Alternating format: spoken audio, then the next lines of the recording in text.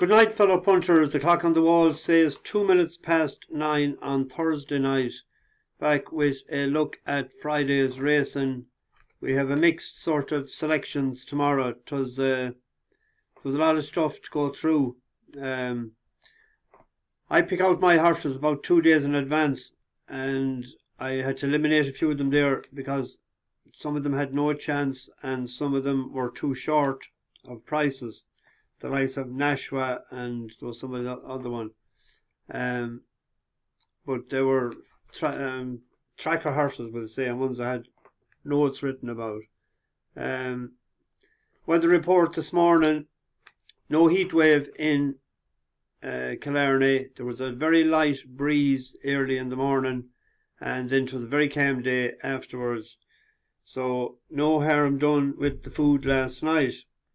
We had an early breakfast. When I was down at 8:15, they didn't come down at about 5 to 8.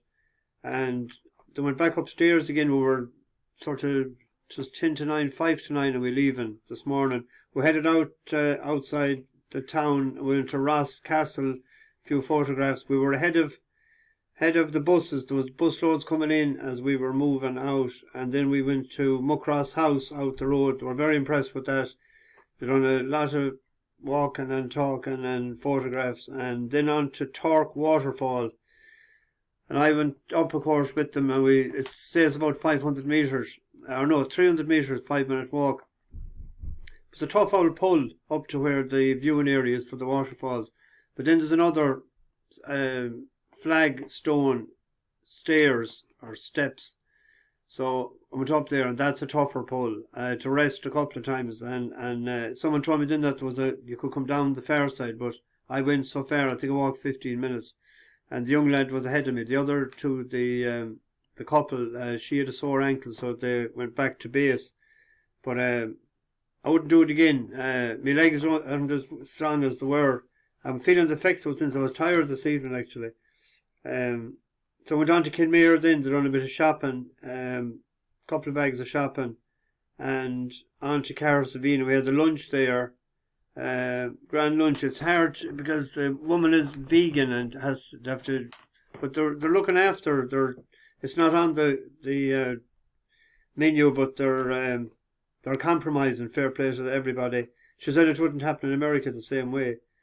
And then we finished off. They slept most of the way after that. The three of them were asleep. I took it easy driving back because some of the roads aren't great. But we were back there in the evening, and they're gone to bed. And I think they're going out at 8:30 or 8:30. They're going out for an hour to hear Irish music. So I heard the first race on the phone 20 past 3.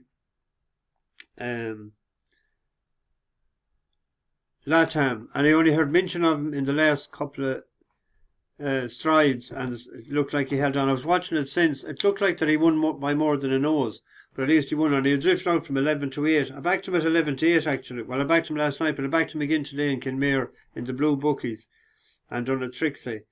And 11 to 8 drifted out to 9 to 4. But I don't know what happened to the other one. I didn't even look at it. I know that he faded away, so it must have come too soon after a good run last week in Royal Ascot. So on to tomorrow. We're heading off early in the morning. We're breakfast at 7:30, and I want to make the 10:30 ferry in Tarbert. I want to stop in Listowel on the way. I want to take a photograph with John B. Keane in the town and have a look at that castle there as well. So, busy day tomorrow, then the Cliffs of Moher and the Burton, and we're staying in Ballyvaughan tomorrow night. I can't remember the name of the place. So, tomorrow is a funny sort of a day. There's a few short ones. Well, they're short enough now, and there's a few. We'll take for instance the first one. It won for us the last time at 7 to 2. Pledge of Allegiance, but it's 5 to 4. Someone said today about picking favourites, but I'd have picked them days in advance. Like that one drifted out from 11 to 8 out to 9 to 4 today, so This is no freebie either. He's up £6 because that campaign trail had a good run the last day. And Fair Dinkum, that was second to Pledge of Allegiance, was way behind him. So he's no slouch, but that was over 1-4, was it? But he was closing to the line.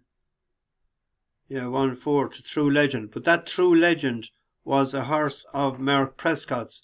So he has a great angle on this tomorrow. So if that drifted alarmingly in the morning or that, I'd sort of get a bit worried. But if it stays strong in the market and strong in the exchanges, you have to stay loyal to it. And for some people that, put it in a Lucky 15 or a Yankee or something like that, because with any Yankee you have to have two to get a double at least to get paid on it. So that could be a second leg of it, hopefully. There's two others. One we went for the last time as well. And I didn't get the best of assistance, I thought, from Safi Osborne. She's up again tomorrow, so she might know the horse better. Just got a bit tapped for towing behind horses in Haydock. But it's the third run back after the layoff, after moving from Clive Cox to Ed Walker. That's her in the yellow cap. 4 from the rail, or 5 from the rail. Circle, Rivers Way just behind the front rank, but needs a way through as So Smart has edged on into the lead. Rivers Way trying to challenge between horses now with the noseband. Then on the far side of runners and still battling away is Regal Envoy. Rivers Way got the gap and quickened through it, and Rivers Way back to form and back in the winner's enclosure. The horse was drawn towards the rail that day, one away from it. And finished up. The place to be was on the rail that day, and she finished up out in the middle of the track nearly, still close to the line. There is a race in that horse. Hopefully she'll know more about it tomorrow. And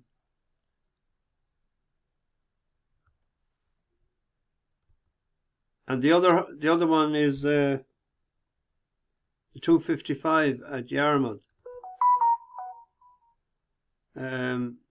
There's a good line on that there. Fair Dinkum, that was the one that was second to Pledge of Allegiance, and it was also down the field in the other horses race. Miss Cynthia was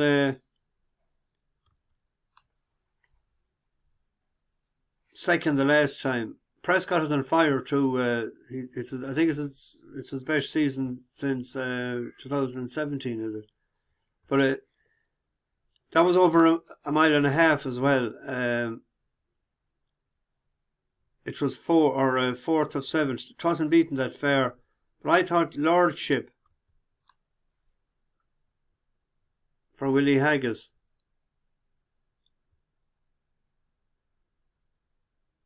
It was, if you look at 2 runs back, it was second to Fairbanks. And Fairbanks went on to win 2 more races after that.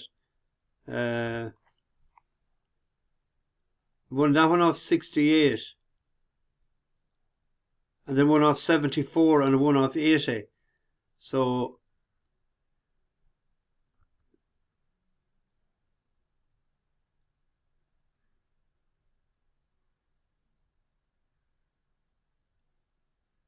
good enough for him, thought. And then it won the last hit was in Shepstow, wasn't it?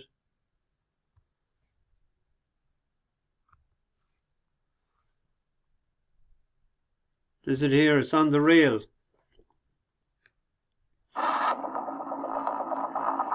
was an odds-on shot that day, but I think the step up and trip tomorrow it suits it. Feet just eases off it, so Lordship has had a charmed run through there. To the outside, Swift Hawk is under pressure in behind Mountain Lake, and Frankie's Wish is struggling to stay with them. So Lordship had that run up the rail, but 3 contenders still with him. On the wide outside, Swift Hawk with Mountain Lake and Ala Kaifi just in behind them. Lordship just about in front, but just wandering around a little bit. Lordship on that far side rail. Swift Hawk not going away. Mountain Lake between the two of them. Alakaifi now looks held. Lordship inside the final half furlong. Lordship now doing more than enough and can ease down very late in the day. Lordship wins from Swift Hawk. She looks to be learning on the job. Rated 74 that day, and pulled away nicely, I thought. And the step up and trip tomorrow, I think, will suit that. 74 when only went up £3, Adam Curragh. So there's now there was a couple of looking for long shots. Let's see. There's the 4:55 at Newcastle. Oh, this is sort of trying to read between the lines, but there's a horse there, Jim Tutti's Bushfire. It's now rated 66. It's a 14-1 shot. But it started off at 83. It won when it was with Hughie Morrison. Won on heavy ground. Went a bit sour then after that. But has ran a couple of nice races. And if you look back at the race in Wolverhampton, it was at 9.5 furlongs. It ran a decent race, I thought. And that's when I noted at that time. I was saying this could win a race. So it's third run back after the layoff. Step up and trip to 1 mile 2. He's a jockey on it, that Amy Collier. She hasn't won a race yet, but she has been placed, I think, 5 out of her 10. She has won 7, but in the last 12 months, 5 placed out of 11. Lifetime, she has won 7 races, so. But the step up and trip tomorrow and that surface may suit. Now, that's 14-1 and 12-1, they're paying 4 places. When we're back on 14-1 shots, it's 14-1 or 13-1 that they won't win, but there's a chance that it may suit. There's also one tomorrow in the 6 o'clock at Newcastle. This is the Gosford Park Cup. It's 5-1, 92 the field now.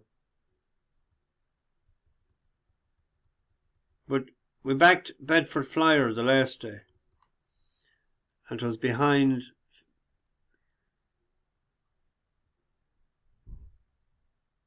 Chipstead. It was a good class race, but the last time it ran in Newcastle to prove that it acts on the surface, it was 75. It went up £11 for this win, but it acted on the surface, and it's very well, you need to do it in Newcastle. Every chance for Harrison Shaw. Jack Attack coming under a drive, then Country Charm Billion and Denzel's Laughing as they pass the halfway point, entering the last quarter of a mile. And it is Bedford Flyer, the leader. Country Charm, Black Sleeves giving chase. Fighter Pilot tries to quicken up. Far side, yellow colours of Denzel's Laughing Billion with several lengths to find and less than a furlong left to go. And it's Bedford Flyer who's running on nicely for Lewis Edmonds. Bedford Flyer's going to take some catching and must be about 5 lengths clear. Bedford Flyer is the winner, close. Decent runs since. It's a 6-1 shot, I think. It's drawn high as well, which is no harem. It's into 5-1 now. And there's one in tomorrow night in Chester for anyone looking for an each way as well. Soul Seeker. It's a long time ago since it ran in a class 5. It's rated 70 now.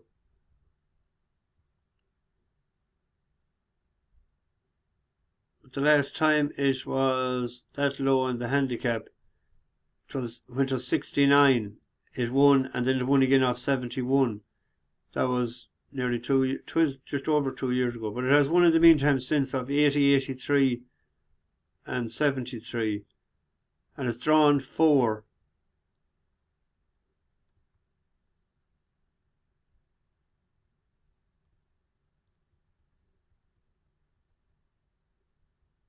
6-1 shot there, the paying 4 places. I was trying to get a few that with a bit of value, as I say.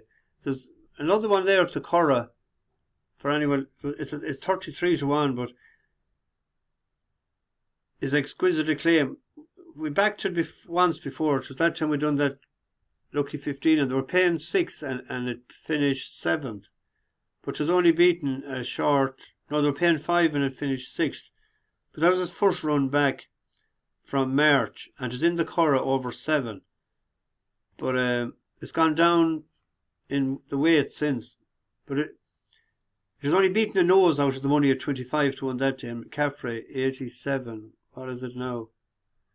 It's 81. It's £6 lower. I'll probably run off the same weight then, you see, with Caffrey not on the. If he was on it tomorrow, I'd be sweeter on that to get a place.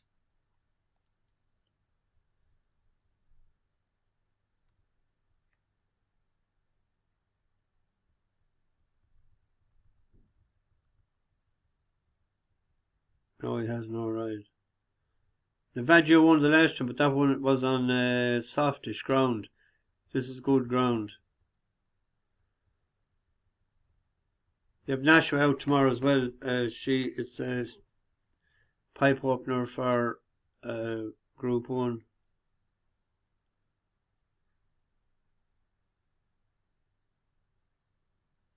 Anyway, I'm rattling on too much. Bash the bookies over and out.